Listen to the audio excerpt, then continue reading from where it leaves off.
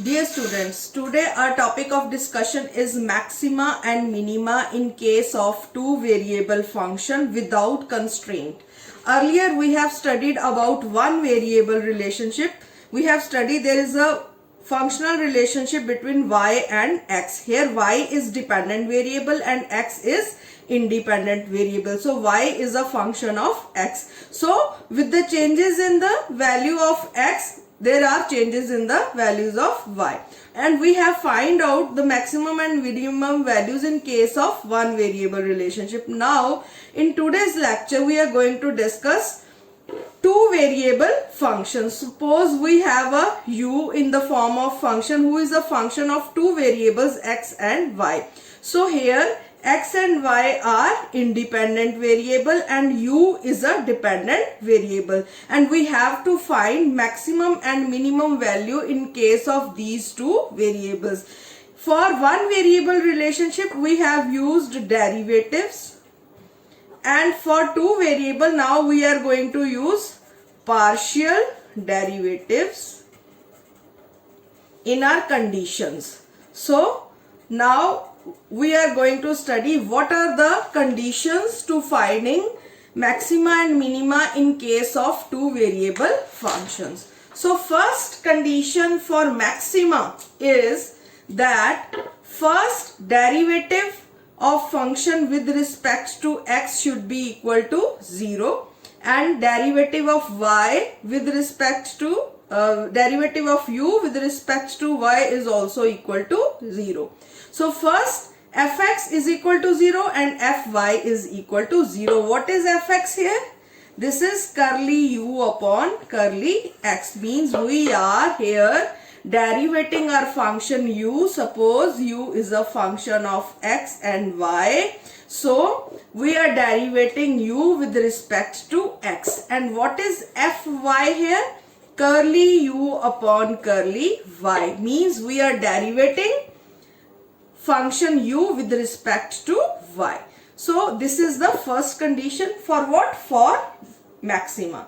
What is the second condition? Now again we are derivating fx with respect to x, means we are derivating now this function with respect to x. So it should be less than 0. Fyy should be less than 0, means we are again derivating this function with respect to y. So that means it is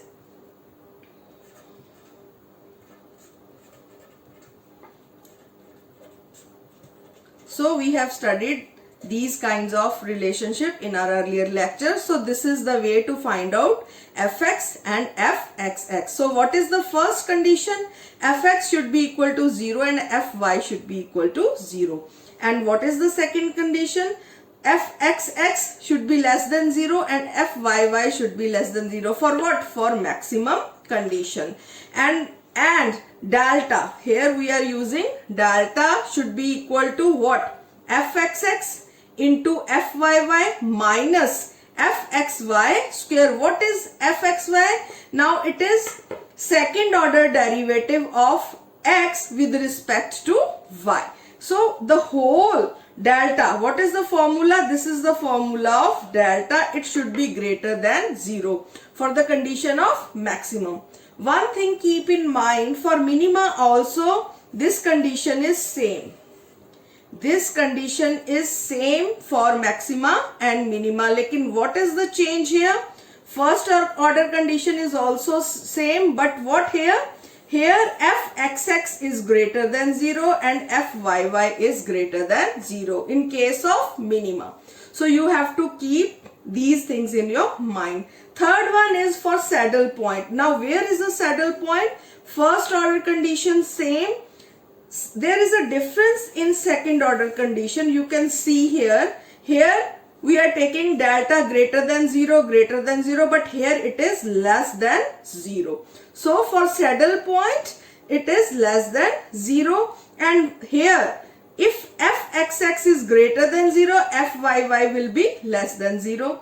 If xxx is less than 0, fyy is greater than 0, means both are in opposite direction.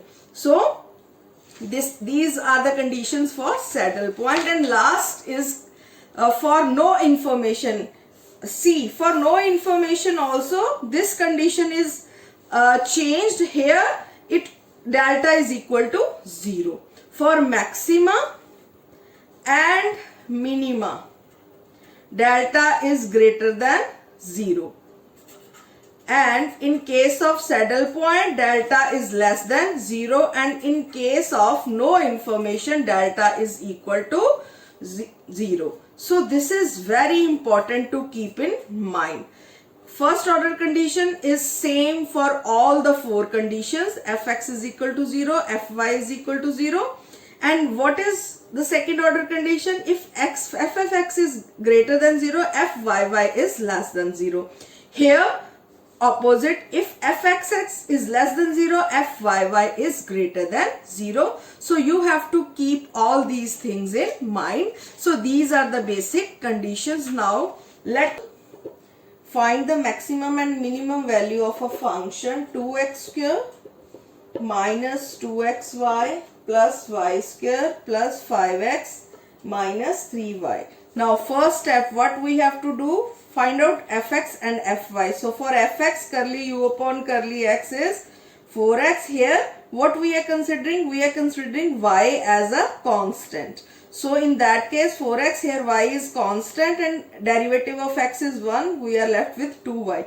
Here derivative of y square will be 0. Here 5x 5 और यहाँ 3y है तो इसका derivative भी क्या होगा? 0. So this is our first equation. And second equation, curly u upon curly y. Now we are derivating u function with respect to y. So here it is 0. What we get here? Minus 2x. y का derivative 1 यहाँ plus 2y और यहाँ पे हमारे पास आ गया minus 3. So this is our second equation. अब simultaneously solve कर लेते हैं. 4x minus 2y is equal to minus 5. यहाँ minus 2x plus 2y is equal to 3. तो जब हमने इसको solve किया we get 2x is equal to minus 2, x is equal to minus 1. So हमारे पास x minus 1 आ गया. जब x की वैल्यू y में पुट करेंगे तो हमारे पास y की वैल्यू आ जाएगी. So by putting value of x in 1 we get y is equal to x. अगर हमारा minus 1 आया, y हमारा आ जाएगा solve करने पे 1/2. अगर 1 में हम ये वैल्यू पुट करेंगे we will get y is equal to 1/2. So हमारे पास जो हमारे क्रिटिकल पॉइंट्स हैं वो कौन से आ गए? 1 and 1/-1 and 1/2. अब हमने क्या करना है? सेकेंड ऑर्डर कंडीशन देखनी है. तो सेकेंड ऑर्डर कंडीशन जो है हमारी, उसमें सबसे पहले हमने किसको फाइंड आउट करना है? F X x. मीन्स हमने अगेन डेरिवेट करना है फर्स्ट इक्वेशन को विद रिस्पेक्ट टू एक्स. तो वी विल गेट 4. फिर हमने फाइंड आउट करना है एफ वाई वाई. जब हमने एफ वाई वाई को फाइंड आउट किया, व्हाट वी गेट? हमें क्या मिला? We get 2. देन हमने फाइंड आउट करना है एफ एक्स वाई को, यानी कि we are going to derivate x curly u upon curly x वाली equation 1 but with respect to y. So वो हमारे पास क्या है? -2. तो अब हम किसको फाइंड आउट करेंगे? Now we will find out delta. What is the formula? F X X into F Y Y minus F X Y square. तो देख लेते हैं. एफ एक्स एक्स हमारे पास गिवन है 4, वाई वाई है हमारे पास 2 माइनस -2 का स्क्वायर. तो 6 माइनस 4, तो ये आ गया हमारे पास 2 जो कि ग्रेटर देन 0 है. तो यहाँ पे एफ एक्स एक्स की वैल्यू 4 है जो कि ग्रेटर देन 0 है. एफ वाई वाई की वैल्यू 2 है जो कि ग्रेटर देन 0 है. दैट मीन्स कि हमें x की वैल्यू -1 और y की 1/2 पे हमें कौन सी क्या मिल रही है? मिनिमम. तो हमें मिनिमम वैल्यू मिल रही है. तो मिनिमम वैल्यू जो हमें मिल रही है उसको हमने फाइंड आउट करने के लिए अपने एक्सप्रेशन जो हमारे पास दे रखा है, दिस इज आवर एक्सप्रेशन. इसमें x और y की वैल्यूज को जब हम पुट करेंगे, 2x की है -1 का स्क्वायर -2x -1, y की जगह पुट करेंगे 1/2 प्लस अगेन 1/2 का स्क्वायर प्लस 5 -1 -3 और 1/2। तो जब हम इसको सारे को सॉल्व करेंगे we will get -3.25। So this is our answer. So this is an example कि जब हम फाइंड आउट कर सकते हैं, हमें फंक्शन दे रखा है जिसमें कि 2 वेरिएबल्स हमें गिवन है, तो उस केस में हमें मैक्सिमम या मिनिमम वैल्यू को निकालना है। तो हमें सेकंड ऑर्डर कंडीशन हमें बताती है कि f(x)(x) और f(x)(y) ग्रेटर देन 0 है और डेल्टा भी जो है हमारा that is greater than 0। That means हमें मिनिमम वैल्यू मिल रही है at x is equal to -1 and 1/2। So next जो अब हम करने जा रहे हैं that is economic applications. Now जैसे कि 1 वेरिएबल के केस में हमने प्रॉफिट रेवेन्यू दोनों की मैक्सिमाइजेशन को स्टडी किया था, कॉस्ट की मिनिमाइजेशन और एक्सपेंडिचर की मिनिमाइजेशन को स्टडी किया था। लेकिन इन केस ऑफ 2 वेरिएबल जो सबसे ज्यादा हमें प्रश्न पूछे जाते हैं that is on profit maximization, जब हमें कॉस्ट और रेवेन्यू गिवन है, या revenue in case of two products जब हमने कंपेयर करना है कि हमें दोनों के कंपैरिजन में किसमें से ज्यादा रेवेन्यू मिल रहा है।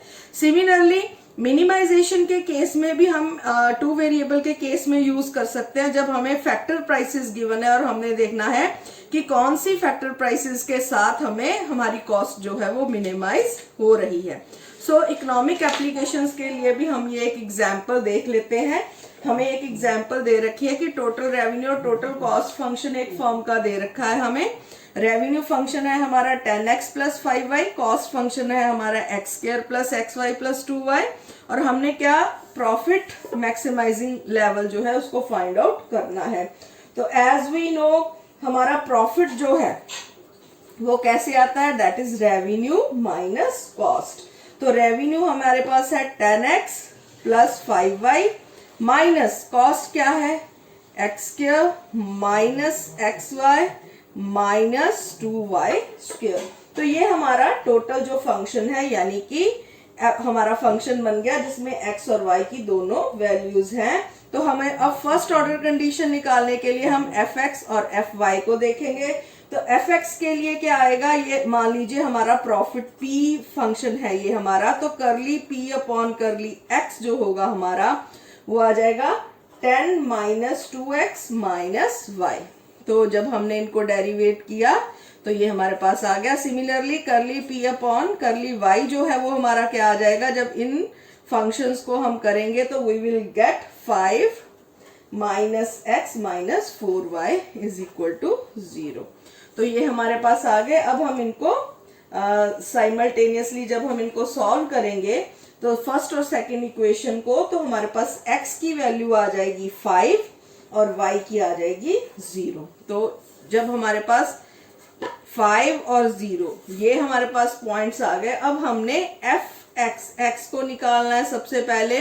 तो अब हम देखते हैं जो हमारी फर्स्ट इक्वेशन थी f(x)(x) उसमें से निकल रहा है -2, y देखते हैं यहां से निकल रहा है -4, और f(xy) देखते हैं तो इस इक्वेशन के अकॉर्डिंगली हमारा आ रहा है -1। तो हमारे पास ये भी आ गई। अब हमने डेल्टा को देखना है। डेल्टा के लिए फॉर्मूले में डाल देते हैं -2 × -4 -1²। तो ये हमारे पास आ गया 8 - 1 जो आ गया 7 जो कि ग्रेटर देन 0 है, और यहाँ ये जो है दोनों ही लेस देन है। तो that means in that case हमारे पास वैल्यू क्या आ रही है, मैक्सिमाइजेशन की ये है। तो x = 5 और y = 0 हमें मैक्सिमम वैल्यू दे रहे हैं क्योंकि हमारी मैक्सिमाइजेशन की कंडीशन जो है वो फुलफिल हो रही है। तो मैक्सिमम वैल्यू देखने के लिए क्या करेंगे हम, अब हम अपने प्रॉफिट फंक्शन में, ये हमारा प्रॉफिट फंक्शन था तो प्रॉफिट फंक्शन में फिल कर देते हैं 10। x हमारे पास कितना है 5, 10 5, और उसके बाद हमारे पास +5 और y की वैल्यू हमारे पास क्या है 0 -5² -5 × 0 -2 0²। तो जब हम इसको सॉल्व करेंगे ये आ गया 15 और ये आ गया +-25। तो वी विल गेट विद जो हमारे पास आंसर आएगा ये आ गया 50 -25। तो we will get 25 is a value. So maximum value हमारी जो आई है वो कितनी है 25. So this is our answer. So this is the way to solve the economic problems also in case of two variables. So we can find the maximum and minimum value in case of two variables. Thank you.